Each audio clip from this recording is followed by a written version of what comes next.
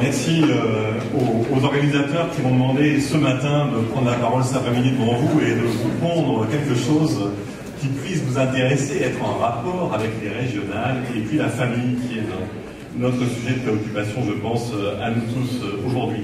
Je voudrais vous parler ce soir de famille et puis de solidarité.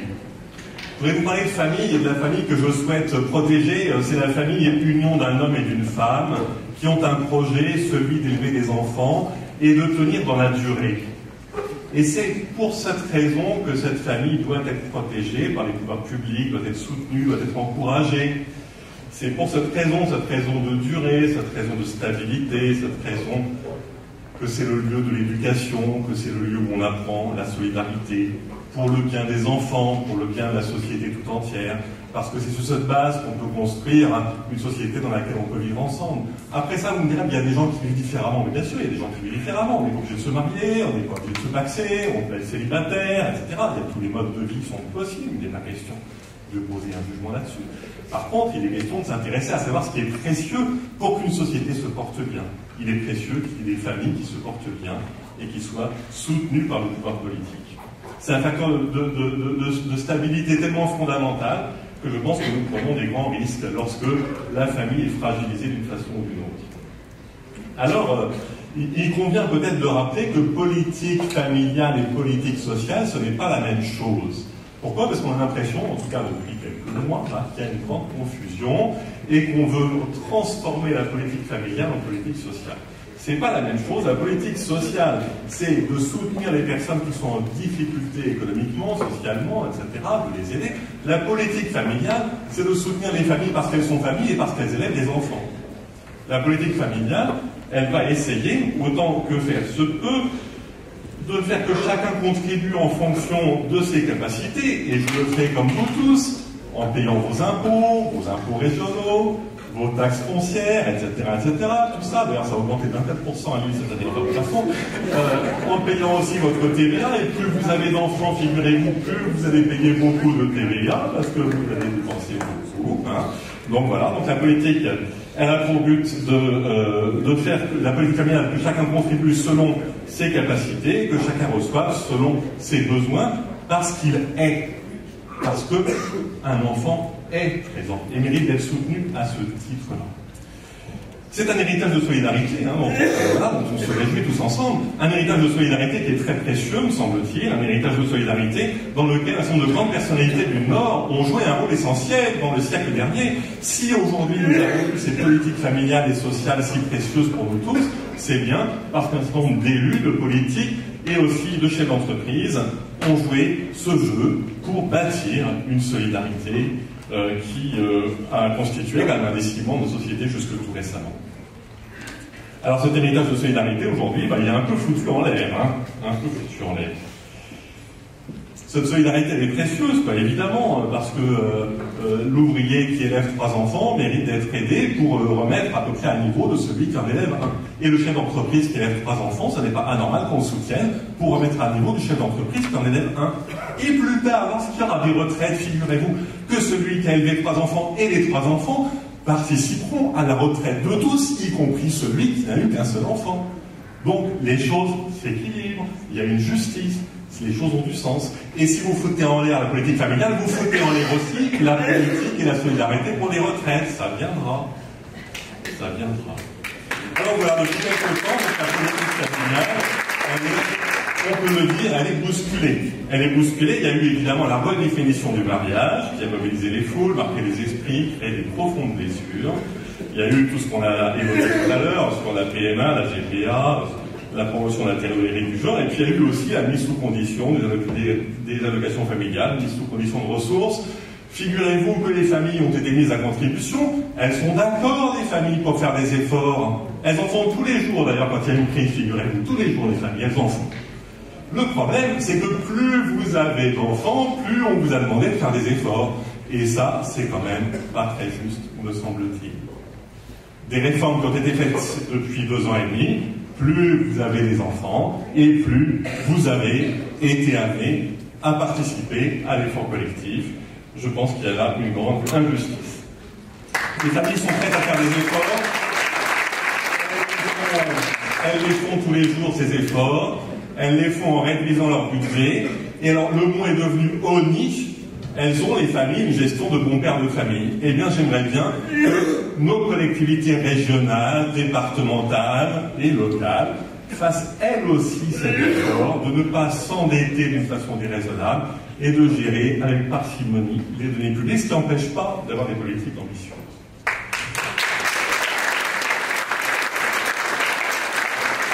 Alors donc, nous avons un grand malaise avec la politique familiale. On va dire, c'est pas la compétence du conseil régional. La compétence du conseil régional, c'est le développement économique, formation professionnelle, les lycées, l'environnement, les grandes infrastructures et tout le bazar, mais c'est pas du tout ce dont vous me parlez là. Je suis pas sûr, c'est bien dit d'ailleurs précédemment, et merci à nous avoir précisé un certain nombre de points. Une politique régionale familiale est possible. Donner de la liberté et de la responsabilité aux parents et aux familles dans le choix de l'école, par exemple, c'est évidemment une très bonne chose. Afficher une politique familiale pour les transports, c'est aussi souhaitable. Moi, j'habitais Paris avant. À Paris, on avait une carte famille nombreuse, on avait une réduction pour le métro. Vous allez aller, vous n'avez rien parce que c'est une famille nombreuse. Je trouve ça pas normal.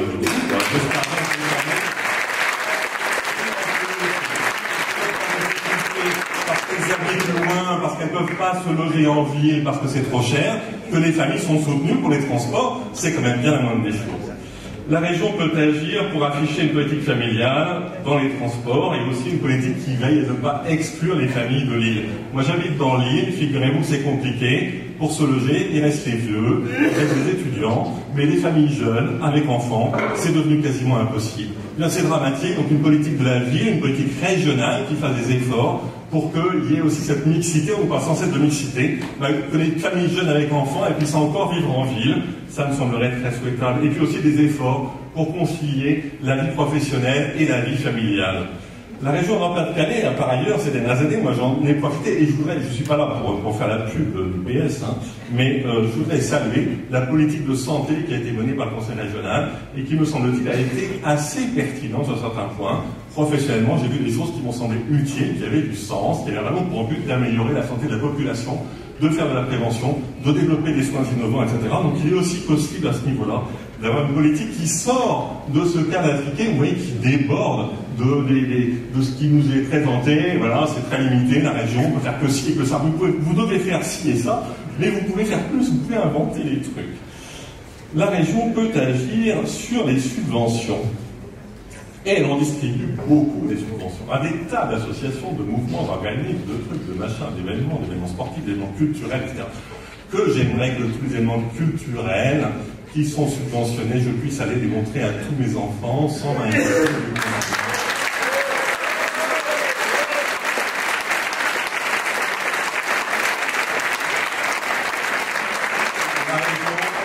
Elle peut agir sur l'accueil du handicap, elle peut agir sur le grand âge, sa prise en charge et la dépendance. Donc oui, une région peut mener une politique qui aille dans le sens de ce que nous voulons protéger, soutenir. C'est une famille qui se porte bien. Il ne s'agit pas de la privilégier outre mesure, il s'agit de soutenir tout le monde, bien sûr la bonne politique sociale, mais il s'agit aussi d'une vraie politique familiale. Vous l'avez bien compris, moi je suis attaché à la politique familiale, je suis attaché à la retraite par répartition, je suis attaché à l'assurance maladie qui permet à chacun de bénéficier des soins dont il a besoin. Je suis attaché à un service public de qualité et à la solidarité envers les plus fragiles et à la solidarité entre les générations, etc., etc., et aux valeurs de la France. Alors on va me dire, oui, d'autres systèmes sont possibles, peut-être moins coûteux, et peut-être bien, mais ça reste à prouver quand même. Ça reste à prouver. Pas sûr qu'il soit aussi solidaire. Et en tout cas, avant de foutre en l'air les équilibres qui ont construit notre société, ça serait bien que nous sachions vers quoi nous allons. Et aujourd'hui, ça me semble être dans un certain brouillard.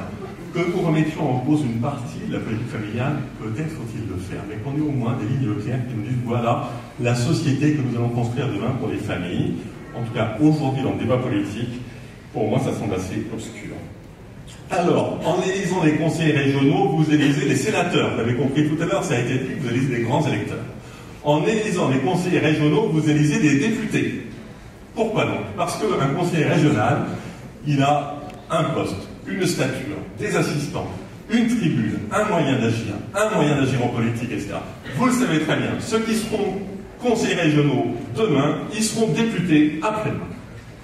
Et donc, il ne s'agit pas simplement, pas tous bien sûr, mais certains d'entre eux, certains d'entre eux. Parce que ceux qui seront élus seront en position d'avancer en fait. Regardez le parcours des députés d'aujourd'hui. Combien ont été conseillers régionaux ou ont été assistants de conseillers régionaux, ont participé dans ces équipes du conseil régional. Et donc, c'est évidemment crucial pour la politique régionale, c'est aussi crucial pour la politique nationale. À ce titre, personnellement, comme électeur, je serai évidemment extrêmement attentif aux prises de position des élus et des listes sur les questions qui me préoccupent, et c'est la question de la famille. Alors, voilà, parfois c'est lisible, parfois ça l'est moins, et il faut vraiment aller creuser. Mais qu'est-ce qu'ils pensent vraiment sur la question du mariage, de la famille, etc., de la politique familiale, c'est pas clair. Eh bien, écoutez, ça serait formidable qu'on sache. Et puis, si la Manif pour tous ou d'autres pouvaient nous pousser l'information, la rendre facilement accessible, de savoir quel est le fond de la pensée de ces têtes de liste et des gens qui les suivent, quelles paroles ont-ils donné, qu'ont-ils fait sur ces questions de famille dans les années qui précèdent pour nous aider à nous positionner et pour faire que nous puissions promouvoir, pousser en avant des élus qui demain seront peut-être amenés à des responsabilités hautes et nationales, eh bien, ça serait une très bonne chose. Je vous remercie.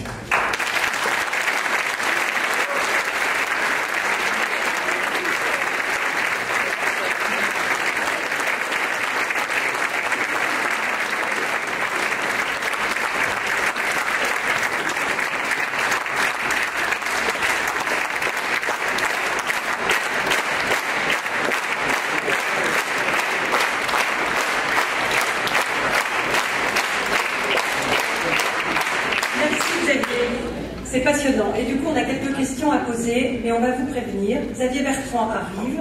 Il a eu un problème de train. Donc, il y a quelqu'un qui l'a pris en voiture et il roule comme un fou. Et il arrive dans 14 minutes, je crois. Il a annoncé il y a 2 minutes, 16 minutes.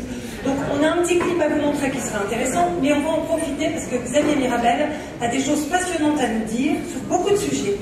Entre autres, on voudrait brièvement, là, parce qu'après on va te poser des questions plus aux médecins, quel regard tu as, toi, sur la Manif pour tous, en tant que médecin, en tant que famille lilloise?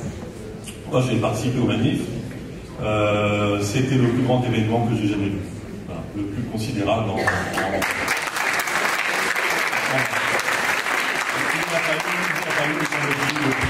40 ans ou 50 ans de mobilisation aussi considérable.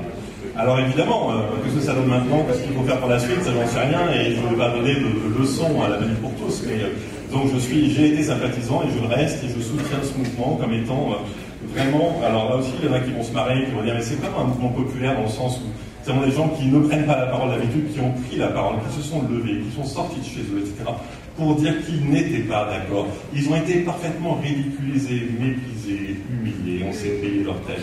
C'est pas grave. Ce qui devait être dit a été dit. Le fait symbolique était nécessaire de venir de descendre dans la rue et de venir affirmer le désaccord avec une révolution de société. C'est bien comme ça qu'elle a été annoncée, c'est bien la réalité. Nous avons vécu une révolution de société. On n'est pas nécessairement forcé d'y acquiescer. Je n'y acquiesçais pas et j'y reste d'ailleurs opposé aujourd'hui. Quelle traduction politique on peut voir du mouvement? Je ne sais pas, j'espère qu'il y aura quelques personnes qui représentent cette famille de pensée qui quand même est non négligeable, me semble-t-il, en France, que quelques personnes seront en situation de peser politiquement. On a vu émerger autour de la Manif pour tous des dizaines de jeunes remarquables, plein de calme, etc., plein de gens qui n'avaient jamais mis des pieds en politique et qui ont manifestement des talents. J'espère qu'ils auront des places sur les listes, qu'ils seront en position éligible. J'espère qu'au deuxième tour, on dira, et que la presse se scandalisera en disant ah, vous voyez, il y a quand même des élus, des gens qui soutenaient la Manif pour tous, c'est très scandaleux. Je m'en réjouirais énormément, évidemment, j'étais bien.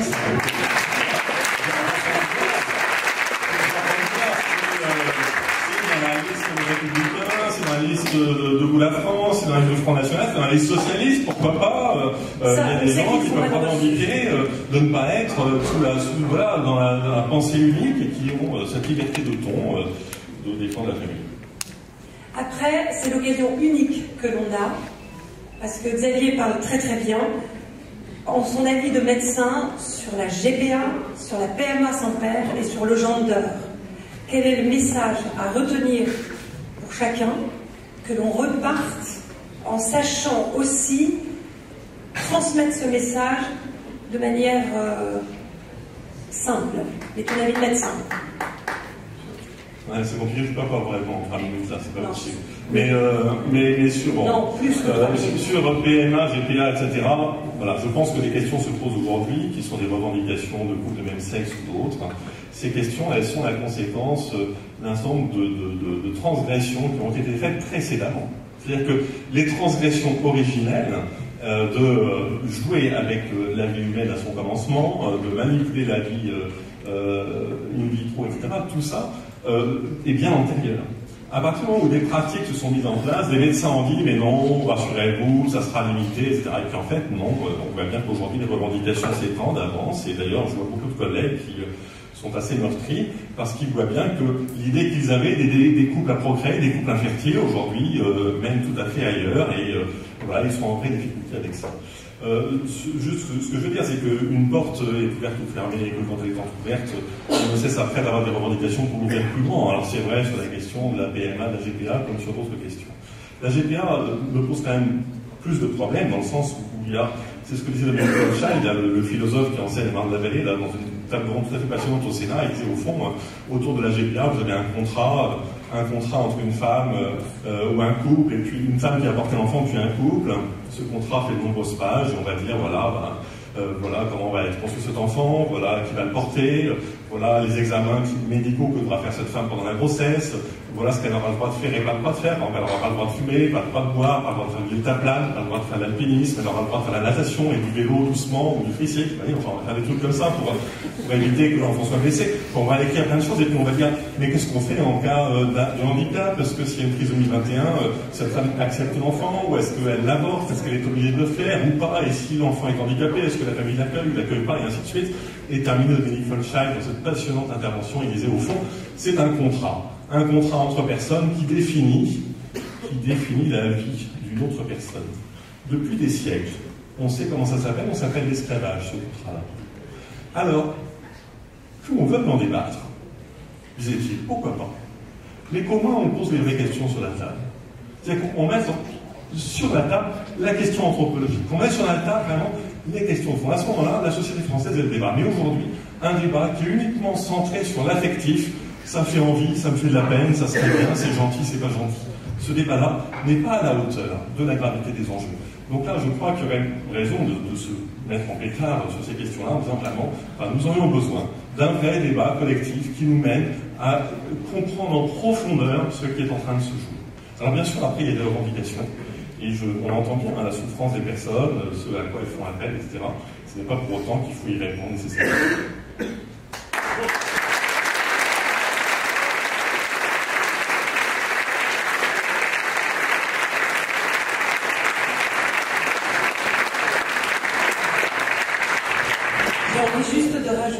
On oublie toujours les enfants, entre autres les adoptés. Alors, je ne sais pas, parce que mais on oublie beaucoup les adoptés, et je peux vous garantir que même moi, à mon petit niveau, en étant responsable, le nombre de messages que l'on a, ils ne veulent pas parler. Mais il y a une blessure de l'abandon, et quand ils entendent ce que l'on veut faire pour les enfants adoptables, ils sont terrifiés, horrifiés. Et je pense qu'on n'en parle jamais.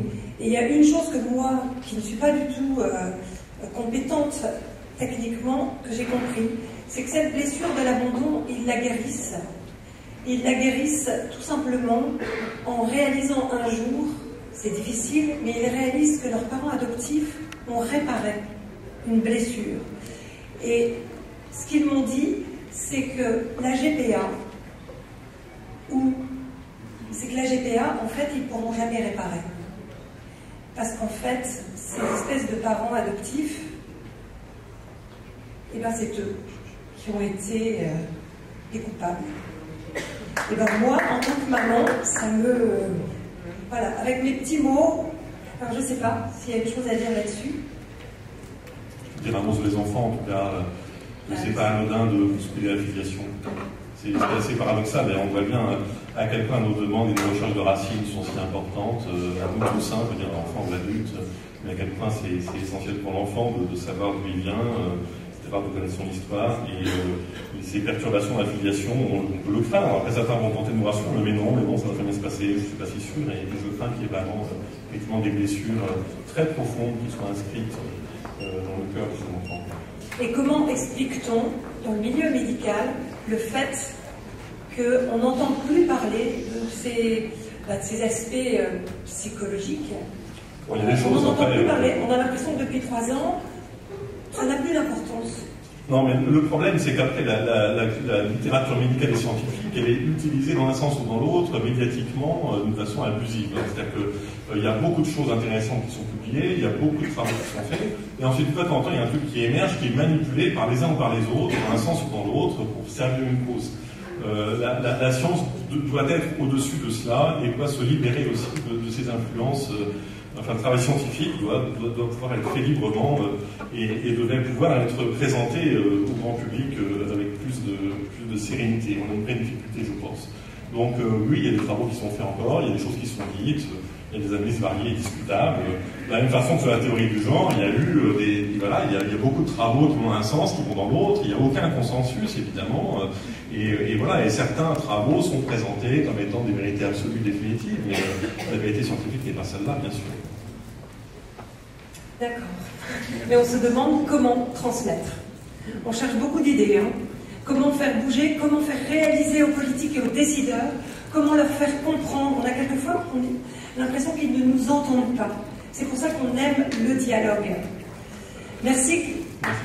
Merci.